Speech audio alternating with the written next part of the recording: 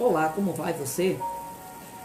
Nós estamos aqui mais uma vez reunidos para ministrarmos a nossa última aula sobre antropologia bíblica.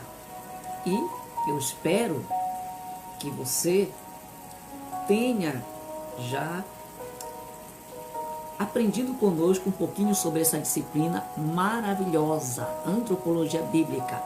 Nós já tivemos o primeiro encontro, o qual nós falamos sobre uma introdução, o que seja antropologia bíblica.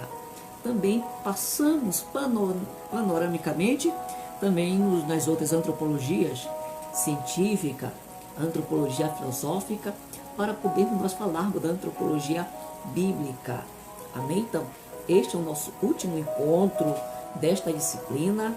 Nós vamos estar aprendendo mais um pouquinho sobre a antropologia bíblica segundo os conceitos bíblicos e vamos estar entrando também, falando brevemente sobre o conceito da doutrina do pecado, hamartiologia, nesta nossa aula.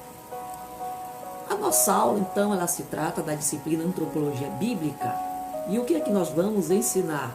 Vamos estar ensinando aqui a continuação desta disciplina muito importante para os homens e as mulheres cristãs que precisam ter um conhecimento sobre a doutrina que se defende, a doutrina que se prega, a doutrina que se tem adotado no segmento pentecostal. Por isso nós estamos aqui mais uma vez para, juntamente com vocês aí, aprendermos um pouquinho sobre o conceito do que seja antropologia bíblica. É importante esse conhecimento para termos noção do que seja a doutrina defendida e também para termos um conhecimento muito mais aprofundado sobre a antropologia bíblica. Né? Então você, caro aluno do Seminário Teológico da Assembleia de Deus, que você possa ter essa ferramenta que é de grande utilidade para um conhecimento bíblico, escriturístico, para aquele que entende como o Evangelho. Você precisa ter conhecimento das doutrinas basilares que a cristandade, principalmente o segmento pentecostal, defende.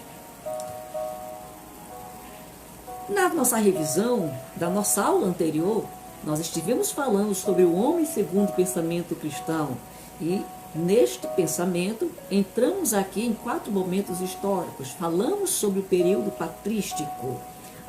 E dentro da patrística, elencamos aqui a importância da patrística para o pensamento cristão e também quem foram um dos principais representantes do pensamento antropológico no período patrístico.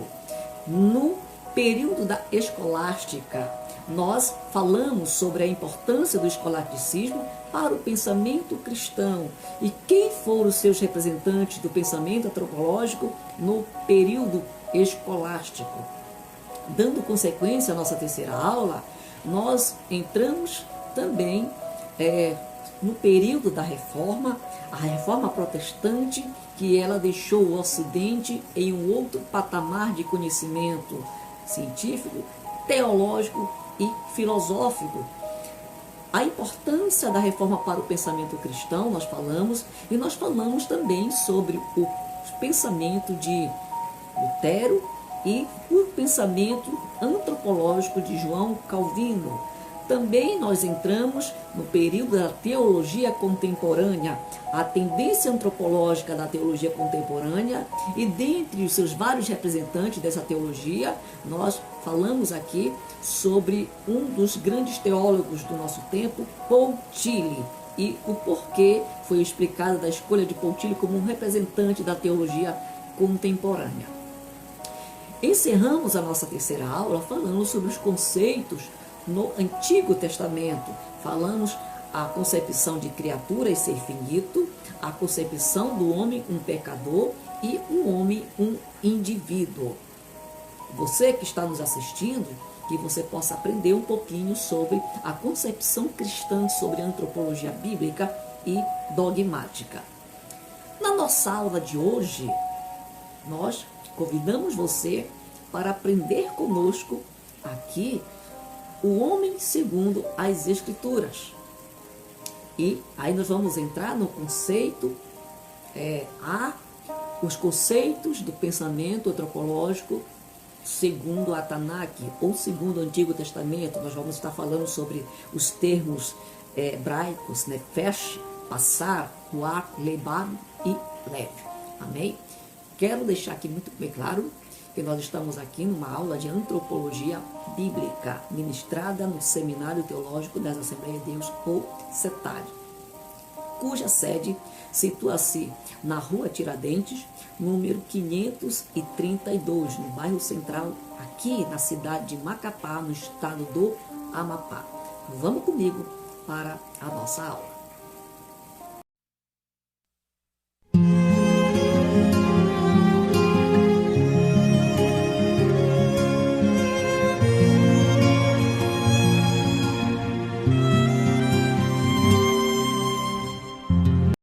No quarto capítulo, o homem segundo as Escrituras. No conceito B, nós vamos entrar nos conceitos do Novo Testamento. E nós vamos estar falando sobre período interbíblico, no ensino de Jesus, no ensino de Paulo, no ensino de João e os termos corpo e alma na concepção do Novo Testamento.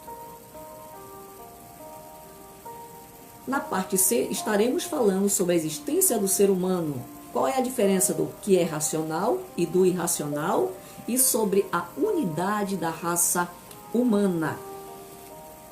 Na parte D, nós estaremos falando sobre a natureza humana, a visão da teoria ou doutrina dicotomista, a teoria ou doutrina do tricotomismo, a questão da origem da alma, e falaremos sobre a natureza moral. Vamos estar também passando sobre a questão do homem e o tempo do ser humano. Como é a visão do tempo na concepção do Antigo Testamento ou da Bíblia hebraica, a Tanakh. Estaremos falando sobre a questão da criação e o nascimento, vida e morte e a esperança do ser humano. No mundo do ser humano, nós estaremos comentando sobre a Imago Dei, a imagem de Deus, homem e mulher, e estaremos falando também sobre pais e filhos. E entrando no capítulo 5, que é o capítulo final da nossa aula, nós estaremos comentando brevemente sobre o conceito da doutrina da hamartiologia, ou então a doutrina da queda, a doutrina do pecado. E nós estaremos elencando aqui 4 pontos sobre esta concepção hamartiológica, a queda da humanidade. Estaremos falando sobre a verdade sobre a queda. Estaremos também falando as consequências da queda e as promessas de redenção. Quero reiterar aqui que o nosso estudo, a nossa compreensão, o nosso conhecimento levado para você que está aprendendo a teologia conosco, você acadêmico das Assembleias de Deus, a pioneira, você que nos assiste aí através das redes sociais do Facebook, do YouTube, que a visão panorâmica que nós apresentamos aqui é uma visão ortodoxa, cristã, na linha pentecostal, mas nós apresentamos aqui também qual é a visão da ciência e a visão dos outros pensamentos teológicos, porque este é o fazer teológico. Muito bem, iniciando então a nossa aula, o homem segundo as Escrituras. Este é o nosso capítulo 4. E, na parte A, os conceitos do Antigo Testamento, quero falar hoje, nesse momento, sobre o termo nefesh. Nefesh, que na teologia do Antigo Testamento, aponta para o ser humano necessitado. Em que sentido? O termo nefesh no hebraico significa alma, mas também tem outros significados. Como alma, essa palavra ela vai aparecer 755 vezes no Antigo Testamento. A versão 70, conhecida como Septuaginta, ela traduz 600 vezes a palavra nefesh pela sua cognata no grego, a palavra pesque. Para alguns eruditos, esta palavra ela aponta que o homem não possui ou tem uma alma, mas que ele é uma alma. Existe uma diferença. o homem possuir e entre eles ser. Então, nessa concepção aqui, para alguns eruditos, o homem ele é uma alma. Em Provérbios, capítulo 10, versículo 3, quando você lê o texto, você lê o versículo ali apontando o termo nefesh como a relação do homem necessitado. Então, a palavra também ela tem um significado de garganta. E também o termo nefesh significa respiração e vida para designar o indivíduo em si. Então, nefesh também aponta na teologia do Antigo Testamento para a personalidade humana, a pessoa em si, o indivíduo. O termo Bassar. O termo Bassar é um ser humano efêmero, porque a palavra Bassar em hebraico significa carne, ela tem um significado de corpo, de parentesco e de fraqueza. Esta palavra vai aparecer 273 vezes em todo o texto do Antigo Testamento. A palavra Bassar, ela se refere também à carne de animais vivos, né? Ela se refere à carne do corpo humano, a todo o corpo humano, a comunidade de vida, a família, grau de parentesco. Também se refere à raça humana, né? Comunidade, família. Esta pessoa é minha carne, no sentido de meu irmão, no sentido de parente. Olha, não mate o nosso irmão porque ele é carne nossa. Você vê lá em Gênesis, quando os irmãos de José o levam para lá em Dotã, o vendem ele, né? E o irmão mais velho não permite que matem, porque diz que era a carne dele, a questão de parentesco. Esse é o sentido.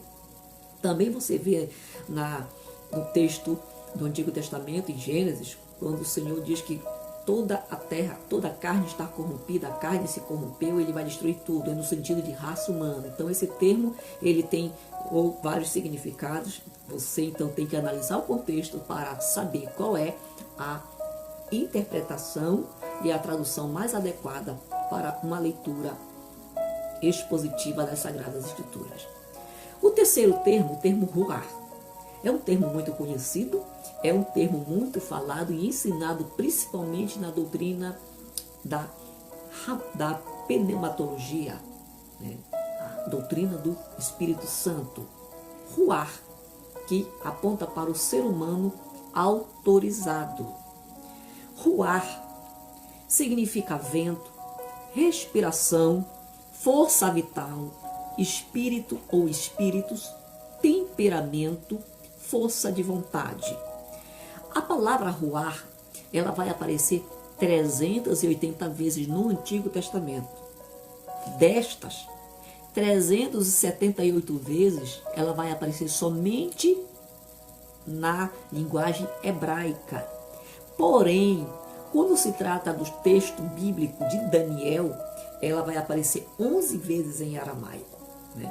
O que significa o termo ruar? A palavra ruar em hebraico, ela designa uma força da natureza, o vento. Por isso que dentre essas 389, 113 vezes a palavra vai designar forças da natureza, o vento. Ela vai referir em segundo lugar, mas com relação a Deus, 136 vezes, do que ao homem, animal e falsos deuses, que com relação a homem, animais e falsos deuses aparece no texto do Antigo Testamento 129 vezes. Então, para você ver aí como o termo ruar é utilizado na Bíblia hebraica ou do Antigo Testamento. Ruar não significa o ar como tal, mas significa o que? O ar em movimento, o ar na sua atividade, o ar em ação, né? Então você vê aí logo os primeiros versículos da Bíblia dizendo: o Espírito de Deus pairava sobre a face das águas, né? Ver ruar, Elohim, o Espírito de Deus pairava em movimento. Por isso, o ar, ele tem também um significado, um sentido de uma força que causa mudanças. É nesta concepção que as testemunhas de Jeová vão embasar sua teologia com relação a essa força que causa mudança. Porém, nós temos que ter uma sensibilidade nessa interpretação, é que este conceito aponta para a instrumentalidade do vento para Deus. Não quer dizer que o vento é o próprio Deus, mas que o vento em movimento ele torna-se um instrumento para Deus. Numa tempestade em um rio, numa tempestade em alto mar, quando Deus ele faz acontecer. Assim como Jonas estava fugindo de uma chamada missionária e o Senhor provoca uma tempestade para dar lição para o homem. É o ar em movimento, instrumento de Deus. Nesse sentido, o ar ele tem então o significado de força que causa mudança. É totalmente coerente a tradução que se faz do versículo 2, né, que o Espírito de Deus pairava sobre a face das águas, mostrando ali o Espírito de Deus como uma força ativa de Deus. Ali não é a força ativa de Deus, né? Então, isso aí para você que está aprendendo, entender um pouquinho sobre o termo bíblico. Para uns, o Espírito é a respiração humana. Então, o termo ruá apontando para a respiração humana, que também traz aí um sentido de comparação com o termo pneuma ou o termo nefesh, né? Interpreta-se também por palavra. Nesse sentido aqui, a palavra ruá, quando aparece no texto bíblico do Antigo Testamento, está apontando para a palavra profética, a palavra que é proferida no sentido de levar a pessoa a uma autoridade profética. Então, todo esse campo aí é o sentido da palavra ruá. Vamos para outra palavra, a palavra levap, ou leb, né? Aqui aponta para o ser humano sensato. Significa coração, sentimento, desejo, razão, decisão da vontade, o coração de Deus também, né? A palavra vai aparecer 598 vezes como lebe, né? E mais 252 vezes como lebab, né? Então, lebe, lebab. Em Daniel, no texto de Daniel, ela vai aparecer uma vez em aramaico como leve e 7 vezes como lebab. Então, ao todo, esta palavra aparece em todo o Antigo Testamento 858 vezes. Apenas 5 vezes esta palavra ela vai estar escrita apontando para os animais, né? Nessas 5 aparições dela, 4 delas é com relação, uma comparação entre o coração dos animais com relação ao coração humano. 814 vezes a palavra levab, ela trata exclusivamente do coração humano, tanto a palavra levab quanto leve, né? Então, o que é isso? Esta palavra ela descreve o pulso do coração, o órgão vital, o coração também como algo inacessível e profundo, o oculto do corpo humano, né? Veja lá em Provérbios capítulo 10, versículo 18, quando fala do coração do mar. É no entendimento que o ser humano mortal, comum, ele não consegue ver, né, ouvir o que está no interior da alma humana. Então, algo inacessível. Também a palavra lebab ou leb, ela descreve a natureza intelectual, psíquica do ser humano. Amém? Esta é a concepção da palavra lebab. A parte B do capítulo 1 e 2 das Escrituras. Na parte B, vamos estar aqui conceituando a antropologia bíblica no Novo Testamento. E aí nós temos que falar desse período, o período interbíblico, o período do silêncio, o período de 400 anos da voz profética, que Deus não fala com ninguém, Deus não fala por sonho, Deus não fala por palavra, Deus não fala por profecia. No período interbíblico, a antropologia, na verdade, aqui, ela tinha uma visão muito mais futurística. Tinha uma visão escatológica, porque o povo vivia uma época de muita ansiedade para a aparição messiânica. Todas as mensagens que surgiam nesse período eram mensagens messiânicas, escritos messiânicos, né? Então, a preocupação mais era com o futuro, com o porvir, com a vida depois da morte. E aí nós temos o termo Sheol. O termo Sheol, que traz a ideia como uma simples região das sombras, vai ser analisado pelo judaísmo palestínico e também pelo judaísmo helenista. Então, havia duas correntes de pensamento. O judaísmo palestínico vai entrar na discussão para tentar dialogar sobre a imortalidade da alma, enquanto no judaísmo helenístico a discussão nas academias será sobre a ressurreição final do corpo. Vai haver então essas duas diferenças nessas escolas. E no período interbíblico?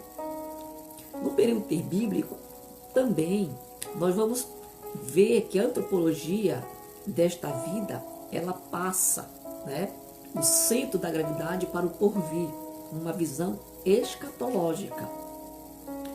A passagem para outra vida não é coletiva, mas é algo que vai ser entendido como individual, né? Então, qual é a outra ideia também do período interbíblico? A responsabilidade ética do homem vai ser outra análise feita no período interbíblico.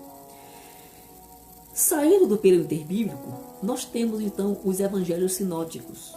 E qual é o pensamento de Jesus sobre o homem? Nos evangelhos, Jesus ele aponta que o homem ele é filho de Deus. Alguns são filhos obedientes que procuram viver de acordo com os propósitos de Deus, né? Outros são filhos desobedientes, a quem Deus busca e a quem Deus ele deseja salvar através de seu Filho unigênito. Esse é o pensamento cristológico sobre a antropologia humana no texto dos evangelhos sinóticos. Qual é o pensamento antropológico no Novo Testamento, na visão do apóstolo Paulo? O dado fundamental aqui na teologia paulina é a experiência cristã da conversão. Tudo no homem envolve a conversão, né? Envolve a mudança de vida, a metanoia. O homem aqui, ele é visto como órgão fundamental do Espírito, mediado pelo Cristo ressurreto. O homem ele é um ser ambíguo também, que ele consegue sua integridade mediante a fé em Cristo. Ao mesmo sendo um homem falho, ele é um homem santo e na justificação ele é visto como um ser perfeito diante de Deus, porque nele reflete a perfeição de Jesus Cristo.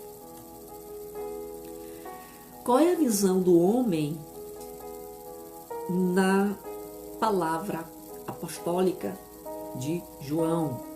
O foco em João é a centralidade do homem na perspectiva histórica, final e escatológica. Não somente o homem, mas a própria história, né? Aqui, João vai além, porque João coloca o homem e toda a história da raça humana numa visão futurística e final de todas as eras.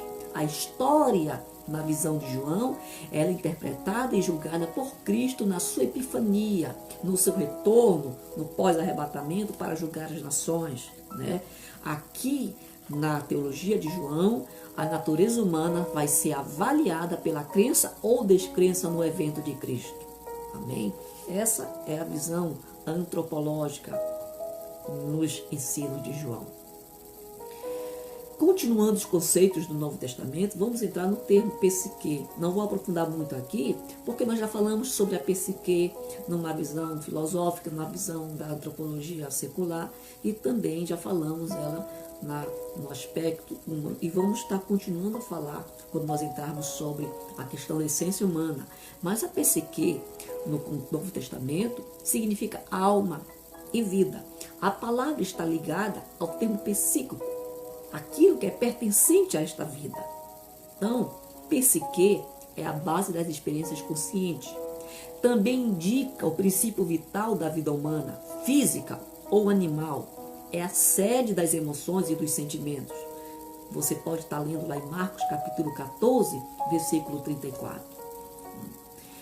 Temos uma outra palavra também no conceito do Novo Testamento, que é a palavra soma. Soma, que em grego significa corpo. Corpo. Soma, corpo. A palavra soma, ela significa então o corpo humano, o corpo vivo ou morto. Também aponta para o corpo de animais, grãos, astros, a natureza física, pessoa, corpo social, corpo ético, corpo místico. Vejam só, o corpo humano, né, ele é formado por 206 ossos e corresponde a 1/5 do peso total. Há 216 tecidos no corpo humano. O cérebro humano corresponde a 2% do peso de um adulto médio, mas é responsável por 20% do consumo de oxigênio desse indivíduo. Este aqui é uma curiosidade sobre o corpo humano que eu estou passando aqui para vocês. O que o corpo humano também possui? Possui 1 trilhão de células nervosas, só a parte do cérebro. 1 trilhão de células nervosas. E os sinais trafegam ao longo dos nervos até o máximo de 360 km por hora. Isso aqui é a ciência comprovando a agilidade das ações do cérebro e dos neurônios. Temos alguns termos também encontrados no Novo Testamento sobre o corpo. Lá em Romanos capítulo 6, versículo 6, você ouve falar sobre o corpo do pecado. Esse termo refere-se ao velho homem. Segundo Coríntios capítulo 4, versículo 16, você ouve falar sobre o homem exterior. Também está aqui, refere-se ao corpo físico e efêmero, o homem exterior, aquilo que se corrompe, aquilo que perece. Segundo Coríntios capítulo 5, versículo 1, nós vemos ali Paulo apontando sobre casa terrestre. E nesse conceito, aqui, está se referindo à temporalidade do corpo. O corpo como invólucro do espírito, né? Uma casa temporária. Em Romanos, capítulo 7, versículo 24, nós temos aí o corpo desta morte. Aqui Paulo está apontando para o corpo que é carnal, o corpo que é iníquo, o corpo o qual habita a morte física e a morte espiritual. Em Filipenses capítulo 3, versículo 21, nós vemos aí o apóstolo Paulo falando sobre o corpo abatido, né? E aí, esse termo, ele refere-se ao corpo que está sujeito às intempéries da vida humana. O corpo abatido, o corpo que chora, o corpo que sente cansaço, o corpo que sofre, né? O corpo que sofre tudo aquilo que o homem está sujeito a padecer e a sofrer enquanto estiver nessa vida terrena. E lá em 1 Coríntios, no capítulo 6, versículo 19 e 20, nós temos aí o termo templo do Espírito Santo. Aqui é a máxima com relação ao corpo aqui na vida terrena, porque Paulo refere-se ao corpo com significado espiritual. Aqui o corpo humano, ele tem um elevado valor espiritual para Deus. Amém? Na parte C, saindo dos conceitos do Novo Testamento, vamos estar falando sobre a existência do ser humano. E com relação à existência do ser humano, eu quero falar com vocês aqui sobre a diferença do racional e do racional. Essas diferenças aqui é baseada na teologia de Strong. Strong, na sua antropologia, ele vai abordar quais são as diferenças do homem criado por Deus, a sua imagem e semelhança, dos demais animais, das demais criaturas viventes. O homem, ele não é. O homem, ele existe. Neste conceito aqui, só Deus ele é. O homem passa a ser em algum momento na história da criação. Outra coisa, A racionalidade é o diferencial do homem para com as demais criaturas. O homem, a razão, o pensamento. E nós já falamos sobre isso aí nas outras aulas anteriores, sobre o pensamento do homem, né? A natureza humana. Então, quais são as diferenças do racional e do irracional? Primeiro, o bruto, ele é consciente, mas o homem é consciente de si mesmo. O homem pensa, o homem busca introspectivamente resposta para aquilo que ele busca dentro de si. Penso, logo existe, a máxima filosófica, né? Colocando o homem, que o homem ele identifica-se por aquilo que ele analisa, observa, né? E vai em busca de respostas que, se ele não encontra no presente momento histórico, ele vai buscar no mundo metafísico, no mundo das ideias, ou, como nós dizemos, né? No mundo espiritual, resposta para suas indagações. Segundo, o bruto tem objetos de concepção. O homem tem também conceitos. O homem tem poder de abstração.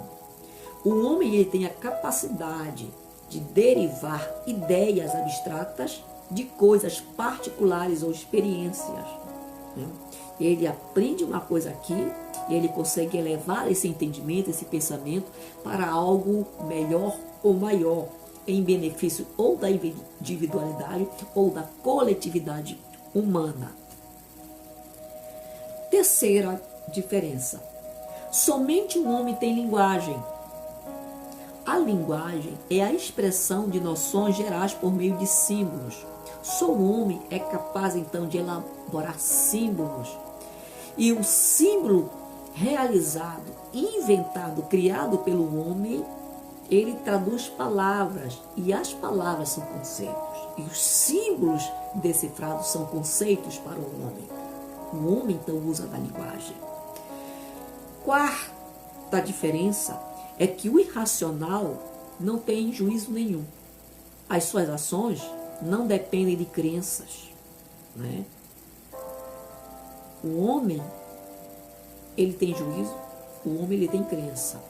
O animal, quando ele vai lá no mercado, no açougue, pega um pedaço de carne e corre, vai comer, ele não tem noção que aquilo que ele fez é errado.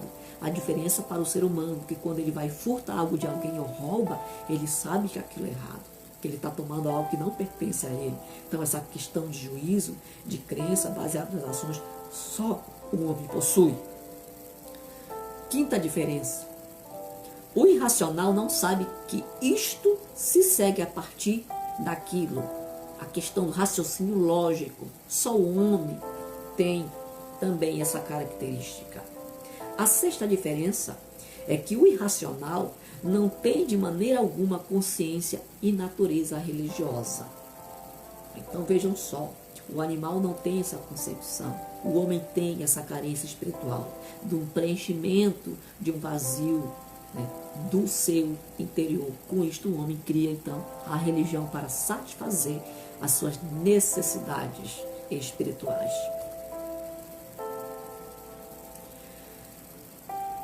Ainda sobre a existência do ser humano, vamos estar falando aqui a unidade da raça humana. Estivemos falando aí sobre a diferença do racional e do irracional, e vamos entrar então na unidade da raça humana. A raça humana, ela descende de um só casal. Você vê lá em Gênesis capítulo, versículo 27 e 28, Deus formando o homem e a mulher, Adão e Eva. Isto constitui a base da fraternidade natural com cada membro da raça. Você vê lá em Atos capítulo 17, versículo 26. As escrituras e também a filologia apontam para uma origem comum de todas as mais importantes línguas. Nós sabemos que só havia uma língua na terra. E nós cremos então no acontecimento de Babel, quando os povos todos estavam reunidos no mesmo lugar e houve a confusão das línguas. Então cada povo juntou-se com o seu próximo que falava a mesma linguagem e partiram para povoar a terra, na confusão das línguas, né? As escrituras, a psicologia apontam que as características mentais e morais comuns entre as famílias da humanidade também têm uma origem comum. Na fisiologia, o homem é uma só espécie. Então vejam só, você pode ver aí com relação à unidade da raça humana, né, que o homem ele tem um princípio comum na linguagem, o princípio comum na sua formação, veio de um só casal, né, e a fisiologia aponta que o homem ele é uma só espécie. Então nós somos uma única raça em todo o planeta Terra, independentemente de nação, tribo, povos, o homem é uma só raça. Saindo então sobre as questões que nós acabamos de abordar na existência do ser humano, ainda nós estamos no capítulo 4, o homem segundo as escrituras. Vamos não para a parte de a natureza humana. Na natureza humana aqui, quero falar sobre a teoria ou a doutrina da dicotomia. Nós já falamos essa parte, esse aspecto aqui, quando nós passamos a falar da antropologia filosófica, o entendimento da filosofia e da antropologia secular com relação ao homem estar sendo complementado, completo, apenas entre duas essências, matéria e uma parte material. A doutrina ou a teoria dicotômica, ela baseia-se, né, que o homem é formado então de duas partes. Dixa, grego, que significa em dois, e temon, que significa cortar. Então, dicótomo, que é isso? Formado em duas partes. O homem compreendido então com uma parte material e a outra imaterial. Nessa visão, não há distinção entre alma e espírito, que é uma outra concepção que nós vamos estar falando na próxima teoria. Amém? Aqui não, na dicotomia, espírito ou alma é uma só coisa e o corpo é a parte material do homem. Na teoria ou na doutrina da tricotomia, aqui o termo distingue-se são pneuma e psique. Pneuma, que significa espírito em grego, e psique, que significa alma em grego também. Tricotomia, que é formado por três partes.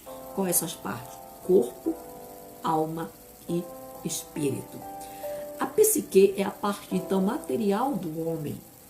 Aqui ela é dotada de consciência, imaginação, memória e entendimento. Com a alma, o homem então ele decide, ele organiza, ele comanda o corpo, ele tem amor, ele pratica a fé, ele tem consciência no aspecto da alma. Amém? E com relação a pneuma, nós estamos falando aqui da psique, vamos falar agora da pneuma, né? Espírito. É a parte também material do homem mais elevada, aqui na doutrina da tricotomia. O homem relaciona-se com Deus no aspecto da razão, no aspecto da consciência e no aspecto do livre-arbítrio. Na terceira parte, o corpo é a parte material do homem. Com ele o homem enxerga, o homem trabalha, o homem domina, o homem se movimenta, o homem se reproduz. Os 5 sentidos do corpo humano são operados pelos 3 atributos da alma: sentimento, intelecto e vontade. Aí, com relação à origem da alma. Com relação à origem da alma, nós falamos da teoria da preexistência, que a alma existe antes do nascimento, na mente de Deus, né? Aí você vê essa teoria da preexistência, que Deus criou a alma. Antes de criar as coisas, Deus já tinha criado as almas. Na teoria criacionista, Deus criou imediatamente todas as almas dos seres humanos que se unem ou na concepção ou no nascimento. Então Deus ele já criou tudo, porém ela vai aparecendo na humanidade conforme a criança nasce ou ela é gerada no ventre materno. Na teoria traducionista, no traducionismo, a alma ela é passada para os descendentes naturais de Adão a partir da geração natural. Amém? Porém, tem também uma quarta vertente, que é a teoria da cooperação. E esta visão é a visão mais aceita pela ala pentecostal, né? Porque nós cremos que a alma humana ela se forma segundo as leis da procriação deixada por Deus, numa cooperação entre o pai biológico, homem e mulher, e o pai dos espíritos, que é Deus. Amém? Essa é a visão que nós entendemos e nós defendemos com relação à origem da alma. A natureza moral, a consciência é um conhecimento acompanhante, um conhecimento do eu com um padrão moral ou lei. Vontade é o meio que a alma tem de escolher tanto o fim quanto os meios para atingi-lo. Amém? Nós estamos aqui falando da natureza humana. E o homem, então, tem uma natureza moral. O tempo do ser humano. O tempo do ser humano é uma concepção também que nós estamos elencando aqui na visão do Antigo Testamento, né? E falar sobre o tempo, como é que o Antigo Testamento entendia o tempo com relação à antropologia. Falar sobre o tempo e o homem está na antropologia biográfica, né? Existe o tempo indefinido, o tempo do início da criação, né? No princípio do Bereshit. Há uma vasta discussão sobre esse termo. Era o princípio da criação ou um princípio na eternidade, quando Deus resolveu criar alguma coisa? E entra em choque, então, esse tempo, porque a criação vai apontar para o termo íon, o termo dia, né? O termo dia. Mas esse termo dia aponta para um período de 24 horas, aponta para um período que hoje se conhece no calendário solar. Que período é esse? Então, nós entendemos que existe o tempo indefinido, o tempo do início da criação. Nós não sabemos quando foi, quando tudo começou, quando começou então a formação do homem. Existe o tempo ordenado da criação. Nós vemos lá no capítulo 1 de Gênesis, o primeiro dia, o segundo dia, o terceiro dia. Então, esse tempo ordenado é apontado na Bíblia para ser modelo para cronologia e calendários humanos. Então Deus deixou tudo planejado para o homem usufruir e executar e elaborar e trabalhar na terra. O tempo ele ensina lições do passado para as gerações do presente. Essa é uma lição que nós podemos tirar do tempo. O tempo numa linha de acontecimentos escatológicos e proféticos é chamado de futuro. Então nós temos aí uma linha temporal do tempo, né, como um espaço de tempo, né?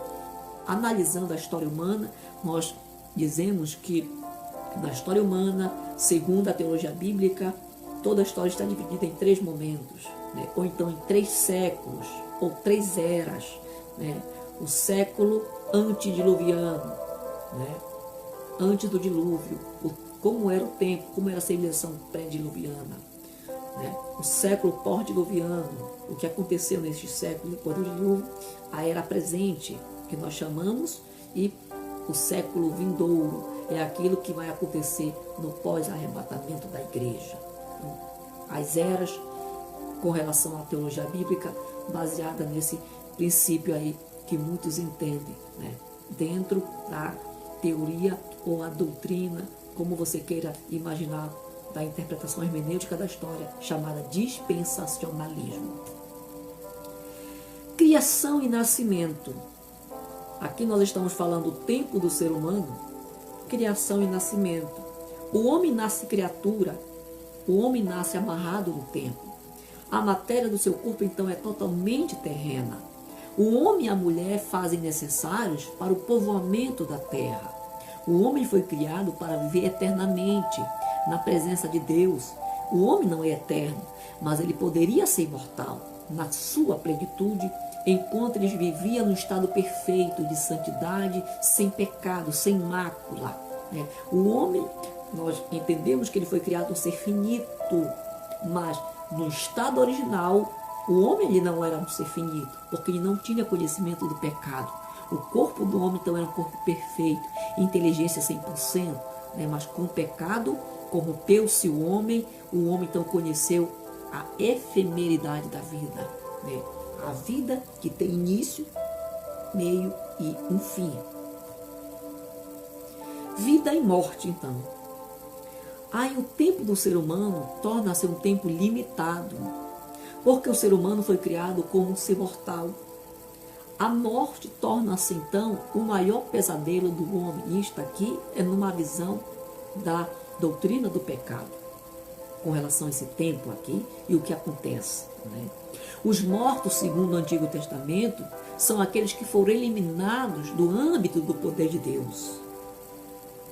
Só se foge da morte com a busca de Deus, que é a fonte da vida. Você lê lá em Salmo, de número 36. A morte revela a culpa do homem perante Deus.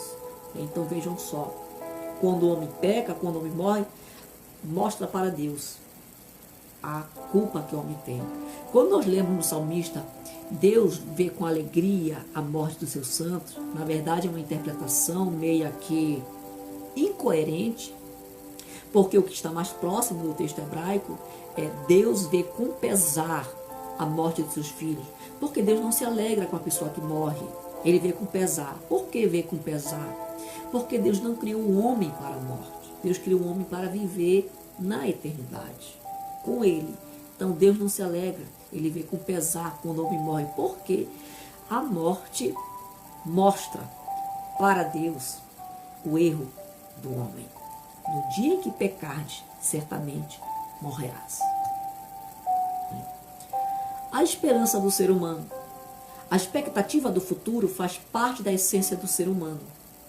Você vê lá em Eclesiastes capítulo 3, versículo 11. O homem pode modelar seu futuro, mas jamais ele vai conhecer o seu futuro. Deus é a esperança do ser humano. A esperança, então, ela é uma dádiva de Deus para o homem. O homem tem que ter esperança. O homem tem que ter esperança. E não tem melhor esperança do que Cristo, Jesus Cristo. Como está o mundo do ser humano? Então, segundo as Escrituras, nós estamos aqui nessa interpretação geral. O mundo do ser humano aponta para uma coisa, a imagem de Deus. Imago Dei. Toda a criação de Deus é o mundo do ser humano. O homem foi criado segundo a imagem do Deus triuno. Façamos o homem segundo a nossa imagem, conforme nossa semelhança. Sua imagem e semelhança com Deus está também na pessoalidade. Deus é uma pessoa, assim como o homem criado também é uma pessoa. Personalidade. Então, isso também aponta para a imagem e semelhança do homem com relação ao Criador. O homem, ele é uma criação especial de Deus, porque ele foi formado por Deus. Diferentemente dos demais animais, o homem, ele, quando Deus parte para criar o homem, ele tem toda uma atenção especial. As obras da mão de Deus são entregues ao homem. Por isso que o homem torna-se a coroa da criação, porque além de ser o último, tudo que foi criado é entregue nas mãos do homem para ele dominar na face da terra. Deus, ele é o dominador de e sobre todas as coisas. O homem domina sobre as coisas da terra quando lhe é entregue lá no Éden. O homem é o administrador de Deus sobre a obra da criação, segundo a teologia bíblica. Por isso que nós vemos aí, então, a imagem de Deus no homem, nas funções de Deus e as funções que é dada ao homem. Continuando com relação ao mundo do ser humano, falamos da Imago Dei, vamos falar de homem e mulher. A distinção aqui ela é de fundamental importância, porque quando nós lemos o texto de Gênesis capítulo 1, versículo 27, e formou Deus homem e mulher, macho e fêmea. Lemos aqui nesse versículo, então, a reprovação de Deus com relação ao conceito da modernidade, o conceito de homoafetividade, ou o conceito antigo, homossexualismo. Por quê? Porque a ordem para crescer e multiplicar sobre a terra não poderia ser concretizada entre seres do mesmo sexo. Jamais isso iria ser concretizado. Lá em Gênesis capítulo 2, versículo 23, você vê então o aspecto da mulher. A mulher sendo criada por Deus.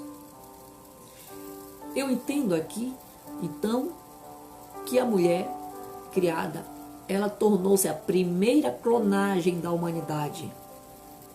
Foi feita por quem? Pelo próprio Deus. Só que a clonagem da mulher foi uma clonagem perfeita, porque a formação da mulher vai além de uma clonagem. Uma vez que além do casal serem semelhantes, a mulher ela tem características distintas em sua estrutura física e emocional. É diferente do homem. E na jurisdição, como é visto o entendimento entre homem e mulher numa visão palestínica, numa visão hebreia? O homem ele é considerado o proprietário da mulher. A exemplo de Êxodo, capítulo 21, versículo 3, Deuteronômio, capítulo 24, versículo 4. E a mulher era entendida então como posse do homem. Gênesis, capítulo 20, versículo 3. Deuteronômio também, capítulo 22, versículo 22. Você tem o entendimento aí sobre essa visão da mulher ser entendida como posse, propriedade do homem. E nós temos que entender que na cultura palestínica do Antigo Testamento existia a questão do dote, como hoje existe em algumas civilizações ou povos, tribos africanos e também asiáticos, né? Aqui, o termo traduzido como noivar literalmente significa adquirir juridicamente como propriedade. Então, quando o homem noivava com uma mulher, ele estava juridicamente falando para a sociedade que aquela mulher, a partir daquele momento, era propriedade dele. Por isso que na cultura judaica, o noivado já era entendido como um casamento, porém não um casamento consumado, porque enquanto noivado, o homem ficava morando na casa do seu pai e a mulher continuava na casa da sua mãe. O casamento é o ato seguinte do pós-noivado. O casamento é o ato de levar para casa, o ato de tomar posse. Era por isso que quando o noivo preparava o casamento, ele enviava convites para os seus convidados, para que numa festa de celebração no seu casamento, enquanto ele ia à casa da noiva, o cortejo seguia o noivo. O cortejo seguia o noivo até a casa da noiva, porque o noivo, quando pegava a noiva da casa dos seus pais, ele estava casando-se, tomando posse, levando para sua casa. E os seus convidados deveriam estar presentes no cortejo até no local das bodas. Esse é o entendimento, inclusive, da parábola das 10 virgens, das loucas e das prudentes. O casar-se, então, na cultura judaica, é esse sentido de se agregada ao homem, a mulher se agregada ao homem, tornar-se mulher dele. A união entre o homem e a mulher é chamada de berit, aliança, né? Significa compromisso de fidelidade conjugal, segundo o direito divino prescrito na lei de Deus, na Torá. Continuando sobre o mundo do ser humano, vamos falar sobre os pais e filhos. Né? Os filhos devem ser encarados como um dom de Deus aos pais. A tarefa da educação cabe à mãe e ao pai. Os atritos entre pais e filhos têm diversas causas. Né? Para se superar as tensões, uma geração deve ter responsabilidade pela outra. Uma geração precisa ter responsabilidade.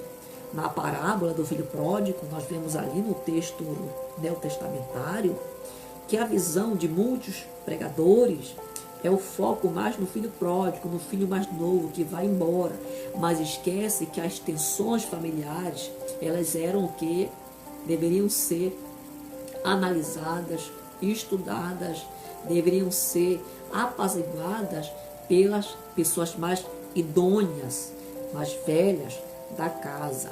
E ali a parábola do filho pródigo aponta que o foco da história de Jesus não é o filho que vai, mas é o filho que fica na casa do pai, porque o foco é Israel. Israel foi dentro da promessa, né? Israel não cuidou do filho mais velho, do filho mais novo, na verdade, que eram os gentios. O filho mais novo está na casa do pai, mas não tem as suas responsabilidades de educar o filho mais novo, educar na lei, educar com relação à sociabilidade e com relação ao entendimento da busca em Deus.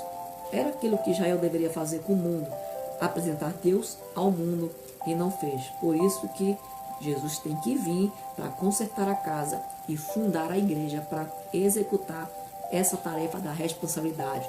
Por isso que nas epístolas paulinas, Paulo fala que agora Cristo deu para a igreja a responsabilidade do ministério da reconciliação. Bem? Vamos entrar então agora no 5º capítulo, que é sobre conceitos sobre a hamartiologia. E aqui, no primeiro ponto, nós vamos falar sobre a queda da humanidade. Eu vou dar aqui um panorama basilar, muito básico, porque a parte da hamartiologia nós vamos estar nos aprofundando muito mais numa aula presencial, quando a sociedade estiver apta, depois dessa pandemia mundial. A queda da humanidade. Lá em João capítulo 17, versículo 17, nós podemos ver que Jesus disse assim: eu vi Satanás cair do céu como um raio. Então, entende-se, alguns interpretam na questão da satanologia, que Satanás então já habitava aqui a terra quando Deus estava criando as coisas. Inclusive ele estava lá no Éden quando Deus criou o homem e a mulher, estava lá para tentar.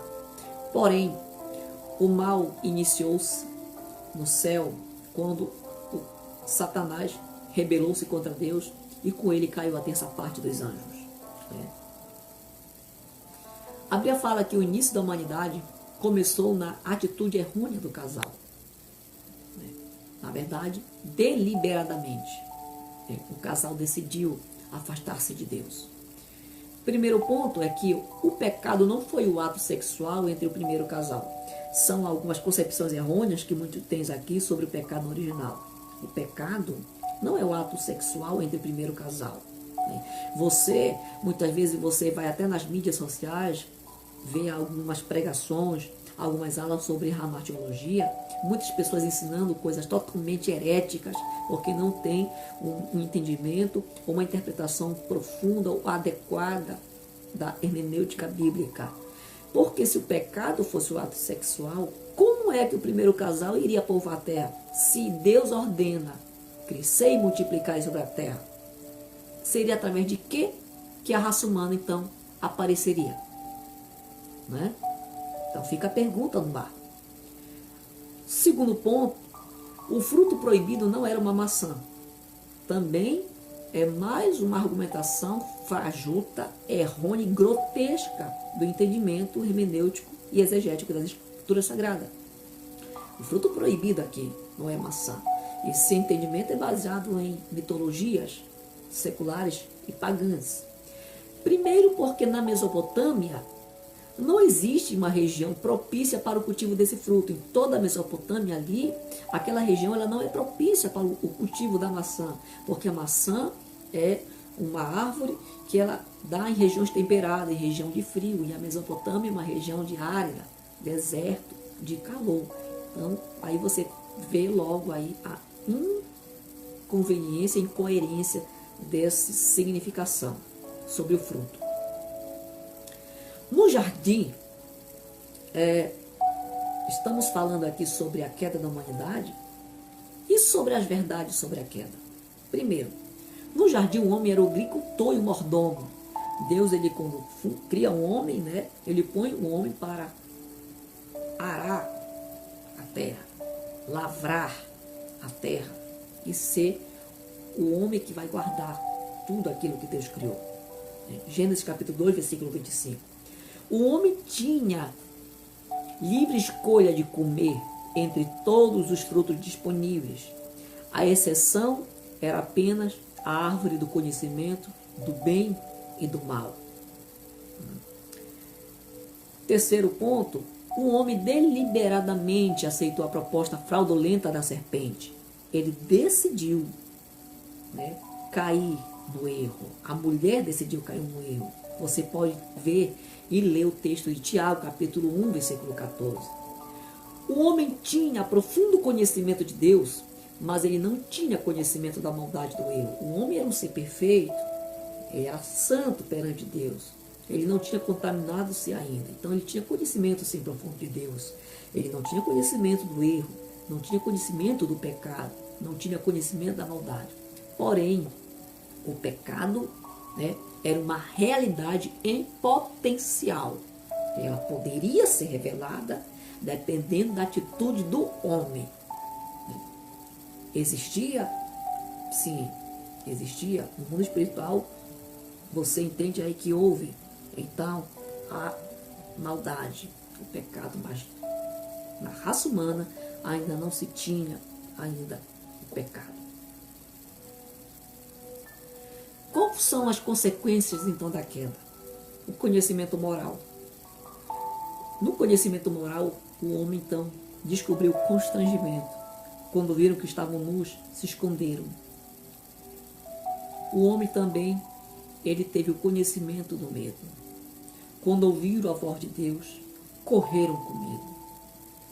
Terceira coisa, o homem descobriu a perda da autoridade delegada sobre a criação. A autoridade que Deus tinha dado para ele perdeu. O conhecimento da desarmonia. Começou a haver então uma desarmonia entre a família. Você vê lá inveja entre os irmãos, a ponto de acontecer o primeiro homicídio, né? Houve também mudanças no físico e emocional do ser humano. Outra coisa, maldição sobre a terra, trabalho, fadiga e dores. E a perda da vida eterna. O homem foi criado para viver eternamente, mas com o pecado ele tornou-se um ser mortal. Então aí ele conheceu então a sujeição ao tempo efêmero.